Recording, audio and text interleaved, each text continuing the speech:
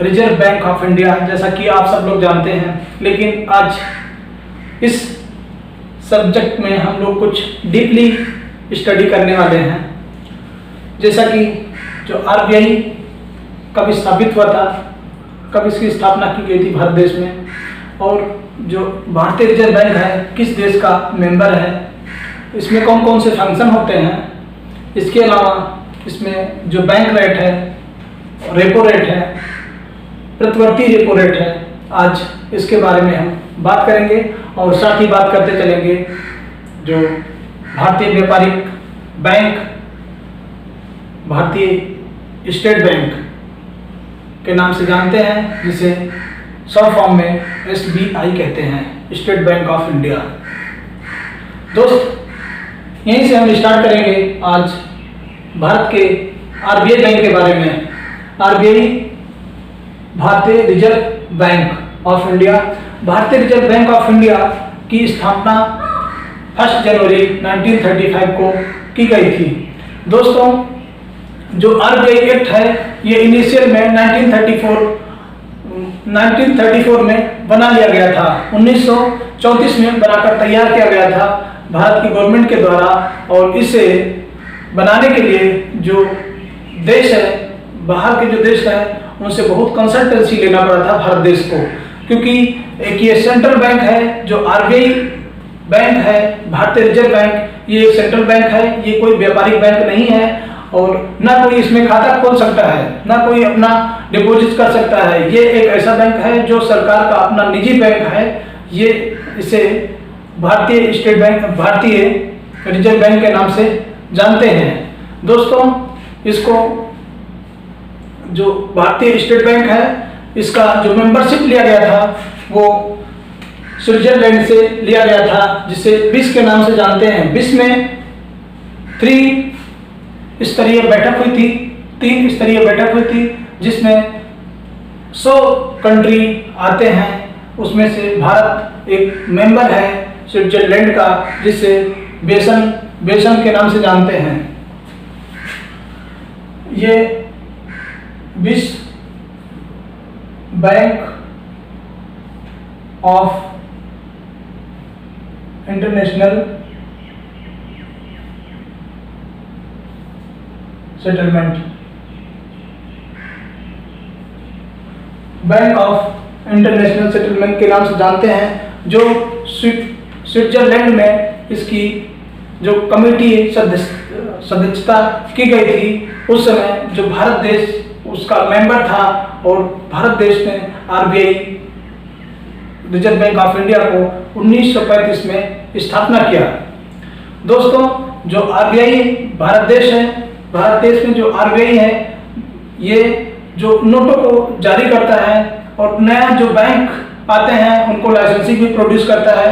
और जो नोट भारतीय वित्त मंत्रालय द्वारा निर्धारित किए जाते हैं, उनको जो आरबीआई है वो इशू करता है। जो प्रिंटिंग प्रेस देवास है एमपी में, और नासिक है, ऐसे जो टोटल 4 प्लेस पे जो प्रिंटिंग प्रेस है भारत देश का, नोटों की छपाई का, ये 4 प्लेस पे है। 2 महाराष्ट्र में है, तो वहाँ पे महाराष्ट्र के नासिक में है, और एमपी में भी है। साथ ही साथ दोस्तों, ये जानना बहुत जरूरी है हमारे लिए कि जो आरबीआई है भारत देश का, इसके कौन कौन से फंक्शन हैं, ये देखते हैं। एक इसका फर्स्ट में इशूइंग है, इशूइंग एजेंसी है। जो वित्त मंत्रालय द्वारा जो 1 रुपये है, और जो 1 रुपये का नोट होता है, वो भारतीय रिजर्व बैंक के द्वारा निर्गत किया जाता है। इसमें मतलब इशू किया जाता है भारतीय रिजर्व बैंक के द्वारा। और इसके पास सेकंड में है डिस्ट्रीब्यूटिंग एजेंसी। डिस्ट्रीब्यूटिंग एजेंसी एक ऐसी संस्था है, एक ऐसा प्लेस है जहां पर जो भारतीय स्टेट बैंक को ही विनिमय करने के लिए या दूसरे बैंक को नियंत्रित करने के लिए नियंत्रण करना है, विनिमय करना है, ये डिस्ट्रीब्यूटिंग एजेंसी के अंदर आता है।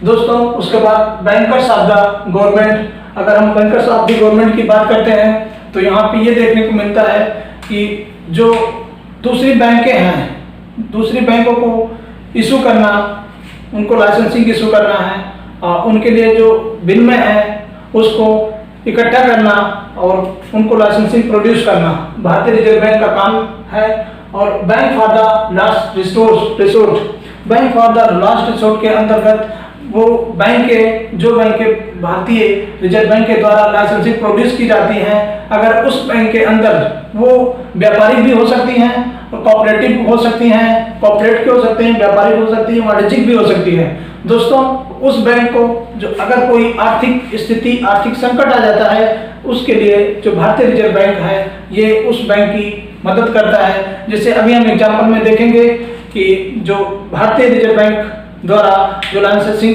प्रोड्यूस की जाती है उसके लिए सबसे पहले भारतीय आरबीआई को, भारतीय रिजर्व बैंक को 500 करोड़ रुपए डिपॉजिट करना पड़ता है। 500 करोड़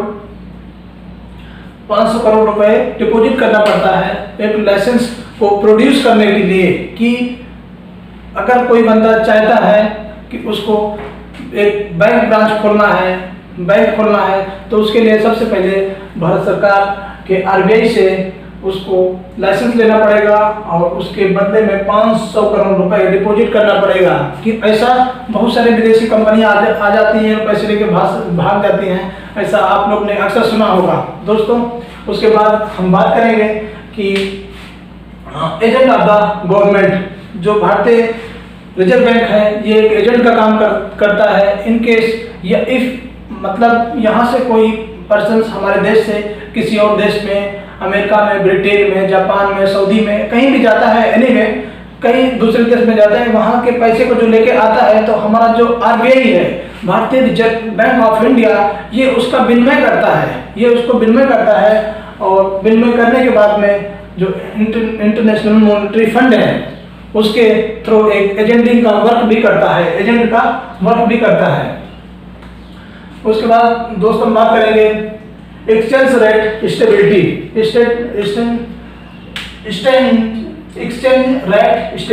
जो एक्सचेंज रेट स्टेबिलिटी है, इसमें जो भारत की विनिमय होता है दूसरे देशों के साथ में, जो विनिमय होता है उसमें एक स्टेगफ्लेशन होता है। जब मुद्रास्फीति आ जाती है तो उस समय जो शेयर मार्केट है अप एंड डाउन होने लगते हैं, मतलब कभी कम कभी ज़्यादा। ऐसे स्थिति में क्या आ जाता है, मंदी का प्रकोप आ जाता है। जैसा कि मैंने लास्ट वीडियो में ही बताया है मंदी क्या है और उसके क्या क्या इफेक्ट हैं हमारे भारत देश में कब आया था। वैसे जो मंदी है, एक बार फिर से हम आप लोग को रिमाइंड करना चाहते हैं, जो भारत देश में मंदी आया था वो आया था 1996 से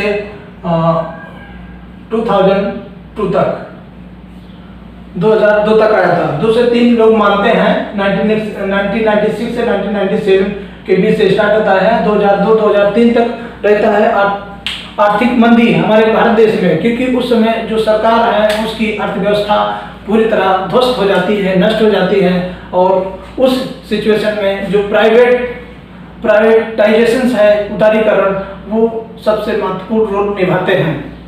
साथ उसके बाद बात करेंगे हम development of the banks. Development of the bank एक ऐसा चीज है जो एक फंक्शन के रूप में और सुविधा देने के लिए भारत सरकार के पब्लिसिटी को, जनता को, और जो वाणिज्यिक कंपनी है, अदर जो कंपनी है, उन लोगों को, इंडस्ट्रीज वगैरह, इन लोगों को रिलैक्सेशन देने के लिए जो भारतीय स्टेट बैंक है, इन्होंने अपने के जो भारतीय स्टेट बैंक है ये भी एक पार्ट है भारतीय रिजर्व बैंक का, क्योंकि जो भारतीय स्टेट बैंक है, भारतीय स्टेट बैंक की स्थापना जो 1955 में की गई थी, 1955 में स्थापना की गई थी एसबीआई का किया गया था। दोस्तों, अभी हम देखेंगे कि जो डेवलपमेंट है, फंक्शंस है हमारे जो बैंक हैं, उसमें से जो भारतीय रिजर्व बैंक ने दिया है, बनाया है, उसमें से आईडीबीआई आता है, IDBI industrial development bank of India, SIDBI है, उसके बाद नाबार्ड है और एनएचबी है। ये जो IDBI है ये है भारतीय औद्योगिक विकास बैंक। जो सिडबी है ये भारतीय लघु उद्योग विकास बैंक है। और जो नाबार्ड है दोस्तों, जो नाबार्ड है ये बहुत बार एग्जाम में आता है। कोई कोई कहता है ये बैंक है, कोई कोई बोलता है जो नाबार्ड ये बैंक है, बट एक्चुअल में बैंक नहीं है। ये है एक संस्था, एक वित्तीय संस्था है दोस्तों। जो नाबार्ड है, नाबार्ड एक वित्तीय संस्था है जिसको हम राष्ट्रीय कृषि विकास बैंक बोलते हैं। राष्ट्रीय कृषि, माफ कीजिएगा थोड़ा ये नहीं चल रहा है, राष्ट्रीय कृषि विकास बैंक। हम किसे बोलते हैं? नाबार्ड को, NABARD, नाबार्ड को राष्ट्रीय कृषि बैंक विकास बैंक बोलते हैं नाबार्ड को दोस्तों। उसके साथ हम जो NHB है ये नेशनल हाउसिंग बैंक करके बोलते हैं, राष्ट्रीय आवास बैंक NHB है। ये भी एक संस्था है, वित्तीय संस्था है जो लोगों को घर, मकान, शहर बनाने के लिए भी काम में दिया जाता है दोस्तों। उसके साथ हम बात करेंगे अब बैंक रेट क्या है। बैंक रेट क्या है? जो भारत देश का RBI बैंक है, रिजर्व बैंक ऑफ इंडिया है, ये इस बैंक, जो बैंकों को, जो भी बैंक है, जिसे भी हमारा RBI जो है भारत का, जिस बैंक को लोन देता है, मतलब लॉन्ग टर्म के लिए जो लोन देता है उसे भारतीय बैंक रेट कहते हैं। भारतीय रिजर्व बैंक जिस भी कंपनी को, जिस भी संस्था को, जिस भी वित्तीय संस्था को, जिस भी बैंक को जो लोन देता है लॉन्ग टर्म के लिए, लॉन्ग टर्म मतलब मोर देन 365 डेज, 365 दिन से ज़्यादा जिसको लोन देगा उसे लॉन्ग टर्म लोन कहा जाएगा, उसे बैंक रेट के नाम से जानते हैं। अगर हम बात करते हैं दोस्तों जो रेपो रेट है, रेपो रेट ये बहुत बड़ा क्वेश्चन है और ये बहुत बार, इतनी बार क्वेश्चन ये एग्जाम वगैरह में, हर जगह कॉम्पिटिटिव एग्जाम में बहुत बार आ जाता है। रेपो रेट क्या है? सिंपल सा 2 वर्ड आएगा, रेपो रेट क्या है? रेपो रेट एक ऐसा विनिमय है जो भारतीय रिजर्व बैंक शॉर्ट टर्म के लिए, ये लॉन्ग टर्म हो गया, बैंक रेट लॉन्ग टर्म हो गया, ये शॉर्ट टर्म के लिए जो भारतीय रिजर्व बैंक है अपने विनिमय को, जिस बैंक को, जिस कंपनी को, जिस संस्था को जो लोन देता है वो शॉर्ट टर्म के लिए देता है, शॉर्ट टर्म के लिए देता है, शॉर्ट टर्म में लेस देन 365 डेज, 365 दिन के नीचे जिसको भी लोन देता है भारतीय रिजर्व बैंक ऑफ इंडिया, जिस कंपनी को देता है या जिस बैंक को देता है, जिस वित्तीय संस्था को देता है, उसको रेपो रेट के नाम से जानते हैं। भारतीय रिजर्व बैंक अपना जो विनिमय है किसी बैंक को या किसी भी कंपनी को देता है वो 365 दिन के अंदर ही देता है, मतलब 1 साल के अंदर का जो रेट देगा, ब्याज देगा, उसे भारतीय रेपो रेट कहते हैं, उसे इंडियन रेपो रेट कहते हैं। रिवर्स रेपो रेट क्या है? रिवर्स रेट ये भी एक लघु समय के लिए दिया जाता है, लघु उद्योग को दिया जाता है, ये भी एक लघु उद्योग को दिया जाता है, शॉर्ट टर्म पीरियड इसमें भी आता है, इसीलिए इसको रिवर्स रेट कहते हैं। रिवर्स रेट इसका जो आमदनी है वो है 6.5%, जो 6% है दोस्तों। जो 6% रेपो रेट है, रिवर्स का और रेपो रेट का 6% है रेपो रेट। इसमें 1% बराबर होता है जो भारतीय रिजर्व बैंक है दोस्तों। 1% बराबर 1,20,000 मतलब 1,20,000 करोड़ के बराबर होता है दोस्तों। तो इसीलिए जो भारत देश में RBI है, रिजर्व बैंक ऑफ इंडिया, हर 1 साल में उसका काउंटिंग करता है कि उसमें कितना बैंक दर कितना प्राप्त हुआ, उसमें रेपो रेट कितना प्राप्त हुआ। जो बैंक दर है ये 6.5% है दोस्तों, 6.5%, और जो रेपो रेट है ये मिला है 6%। और जो रिवर्स रेपो रेट है ये 6% ये भी मिला है। जो 1 पॉइंट होता है, जो 1% बराबर होता है 1,20,000 करोड़ रुपए। अब देखिए, आप सोच के अंदाजा लगा सकते हैं कि जो रेपो रेट है, जो बैंक रेट है, उससे 6.5% मिला है। 6.5% जो रेपो रेट है उसको 6% मिला है। अब आप अंदाजा लगाइए भारत देश में रिजर्व बैंक को इससे कितना प्रॉफिट होता है। दोस्तों, इसके साथ हम बात करेंगे एसबीआई बैंक की। एसबीआई क्या है? State bank of India.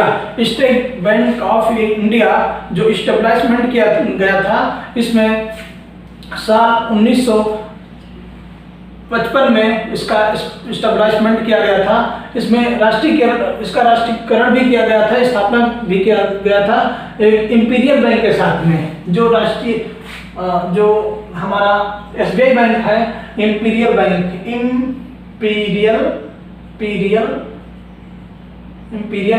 Imperial bank के साथ में सन 1955 में इसका नेशनलाइजेशन, राष्ट्रीयकरण भी किया गया था, स्थापना भी किया गया था। किसके साथ में? मर्ज करके, जो इंपीरियल बैंक है इसके साथ में, इंपीरियल बैंक के साथ में ही मर्ज करके इसका जो है राष्ट्रीयकरण किया गया साल 1965 में। और आज भारत देश के अंदर जो व्यापारिक बैंक है एसबीआई बैंक, ये टॉपेस्ट मोस्ट प्लेस पे है। अभी